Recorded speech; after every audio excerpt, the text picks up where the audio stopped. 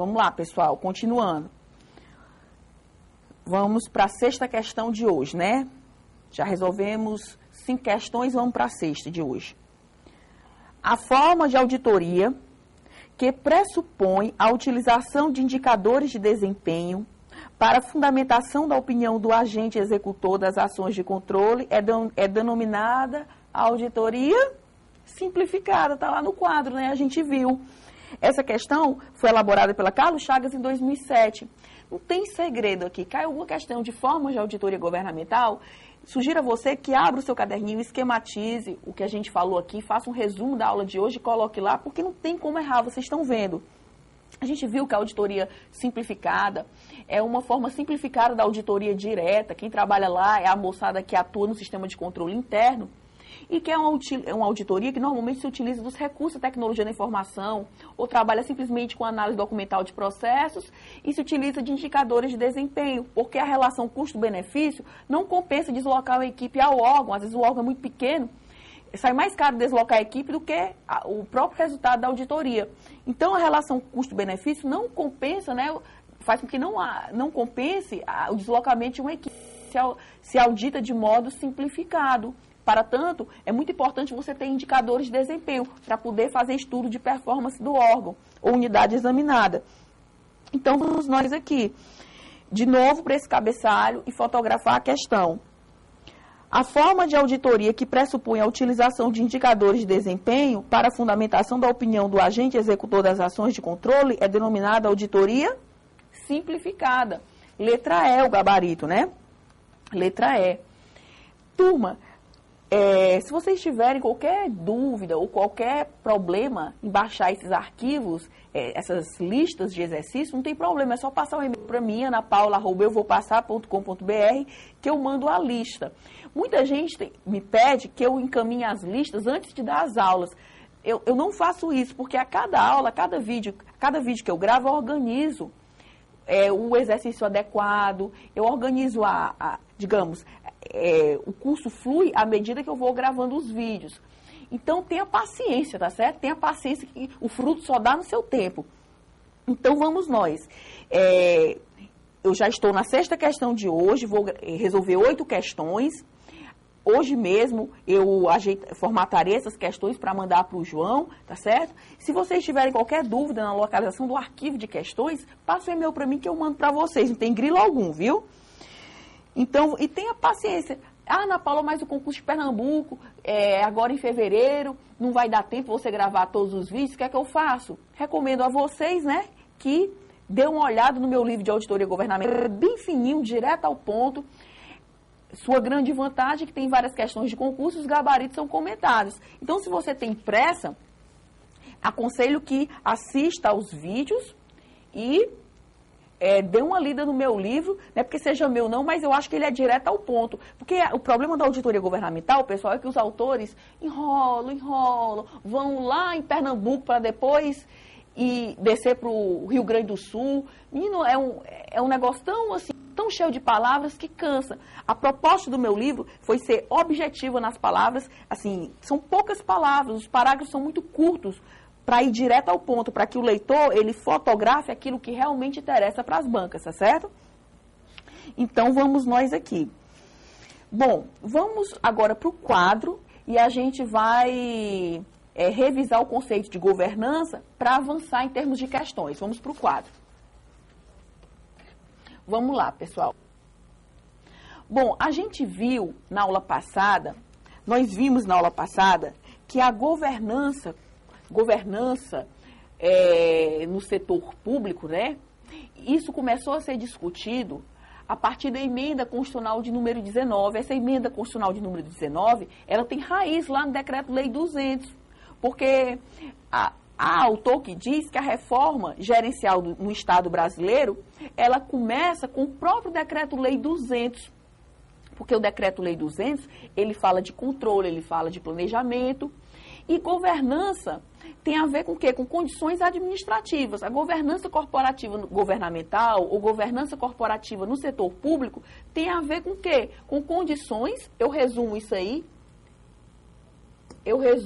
aí em condições Governança corporativa governamental tem a ver com o quê? Com condições administrativas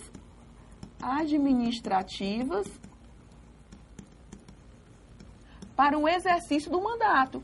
Para o exercício do mandato. A reforma gerencial brasileira, que culminou com a promulgação da emenda constitucional de número 19,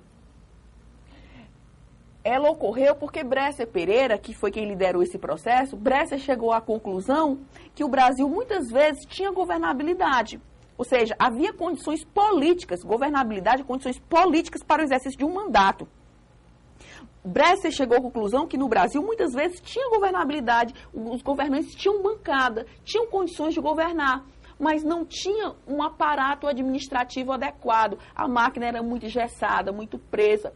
Por conta de tudo isso, é que ocorreu a reforma, a implementação do modelo gerencial no Brasil, que um grande nome para a implementação desse modelo gerencial no Brasil é o Bresser Pereira. Por conta de tudo isso, foi promulgada, né, a emenda constitucional de número 19, que incluiu, é uma emenda constitucional aditiva, que incluiu lá no artigo 37 o princípio constitucional da eficiência. E esse princípio constitucional da eficiência, para muitos doutrinadores, é um marco muito importante para a implementação do modelo gerencial no Brasil. Eu vou mais longe. Eu acho que a implementação do modelo gerencial no Brasil possui raízes no Decreto-Lei 200, de 67. A reforma gerencial começa com o Decreto-Lei. Mas, sem sombra de dúvida, que o grande momento histórico para a implementação, de fato, do modelo foi a emenda constitucional de número 19, né? Então, nunca confundir governança com governabilidade.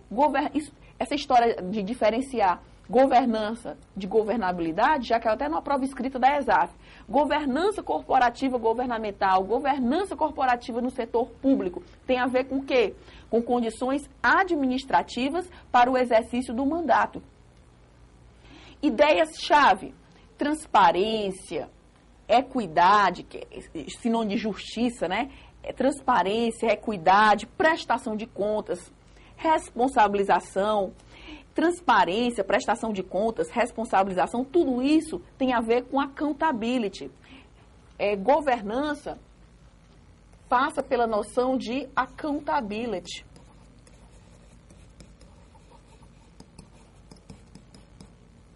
Accountability.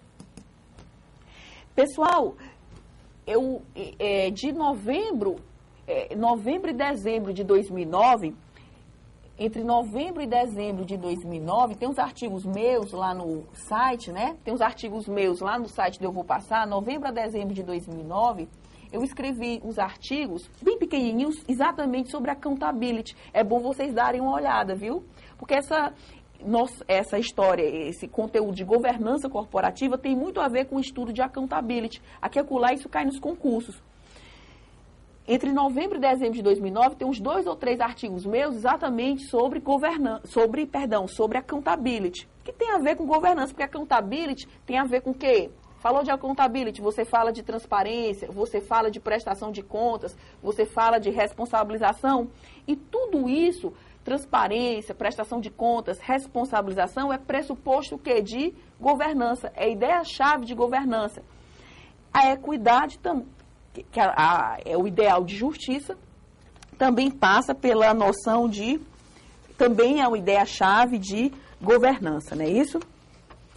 Nunca confundir governança com governabilidade, porque se você confundir, você perdeu a questão. Eu já disse isso na aula passada, eu já disse e vou dizer novamente, tá certo?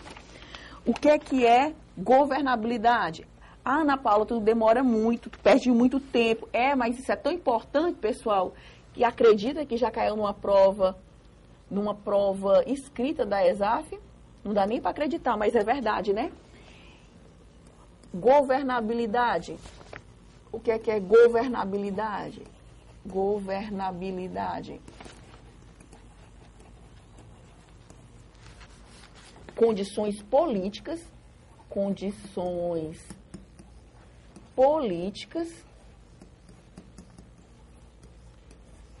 para o exercício